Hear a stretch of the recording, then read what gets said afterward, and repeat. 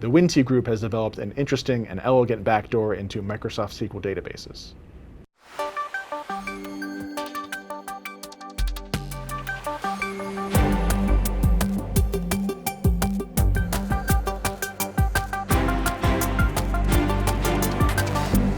So Matt, I heard you have a story here about Microsoft SQL backdoor. Do you want to go into it? Yeah, so this one's kind of interesting. So there's this group Winnti, which people probably have heard of. They're not really an APT group, but they're a more advanced group. They are known for attacking gaming companies and software companies. And they seem to be trying to make money off of the attacks that they do towards these companies. So Winnti is known as, it's a group. It's also the name of their software they used to use. But primarily we're talking about Winnti, the group, not the software. So ESET was looking around at different samples that they had with certain techniques, like a certain loader, a certain packer, to try and find more stuff that Winnti might be using. And they came across a new sample, and it is a Microsoft SQL backdoor. And it uses a lot of the same techniques, which is why they're attributing it to Winnti. And what it does is you run this whole package on the system. Once you're on it, it actually gets injected into the Microsoft SQL server process. So like it's running in that code. Hooks the Microsoft SQL and then process. and it hooks the DLL for a bunch of different calls.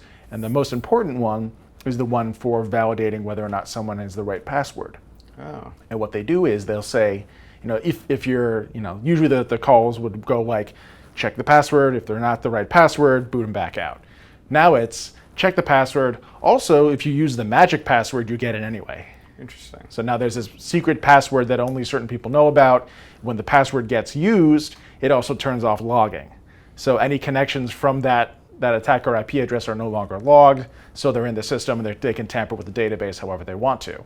And the suggestion from ESET is that these guys are using it to tamper with in-game money, in-game economies. So if you can do something to the economy of a game and then cash it out to real-world money, you can make real money out of it. So basically, that's the whole thing. It's just a new technique that these guys are using.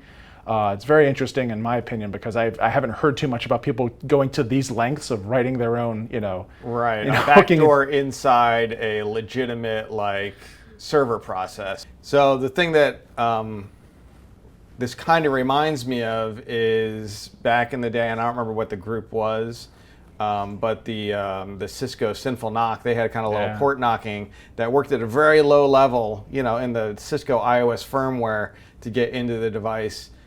Similarly, they're hooking way at the lower level in this particular story to get a backdoor, compromise into the device that's kind of hidden.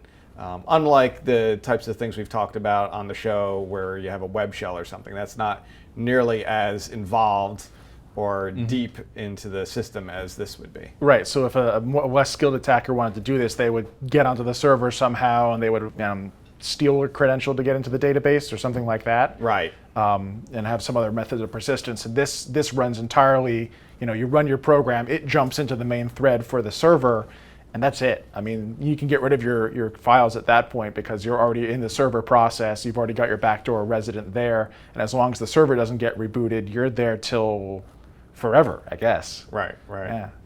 And then in terms of who they target here, they're not targeting users of these gaming, these massively multiplayer games where they have lots of scales of economy of money and stuff. They're not targeting the users so much as they're targeting the game itself, the game environments themselves, or whatever the and the game economy is probably a more accurate way of saying what they're attacking, because they have to get onto the game server and then play around with money that they can increase balances, decrease balances. They didn't speak about targeting particular users or griefing other players. It seemed to be more about just getting into the game and making money. Right. You probably want to be as discreet as possible. Though they're targeting the gaming company, at the end of the day, if they're trying to get US dollars, they could be selling that stuff to these users.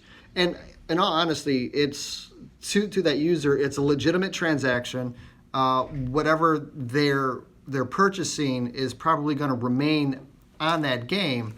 And it is definitely accessing and abusing these companies and then turning around and making money against that company's user base. and that could disrupt the multiplayer economies. I remember 15, 20 years ago when I was working on and playing in some of those, how there's disruption when people would, try to sell huge items online for those games. Right. Yeah, especially like hard to get items and things like that, right? Yeah, or hard to get characters too. I mean, if you want to spend a bunch of money and skip to level 50 instead of starting at level 1, that's valuable to somebody who doesn't have a lot of time but has a lot of money. Right. Yeah. But for these guys, they just got a few keystrokes and they've created a new level 50 character with tons of money and tons of other things because they have direct access to the database. And we are speculating as to how they're actually cashing out here, but these are all valid. These are all ways that would work. They didn't write this to target a specific database. They wrote it to target Microsoft SQL Server, the two most common versions.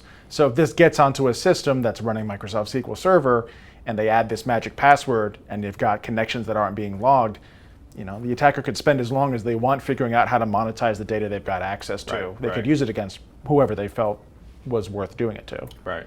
This particular type of attack would have left behind some artifacts of additional DLLs and types of things of that nature left behind as part of the implant.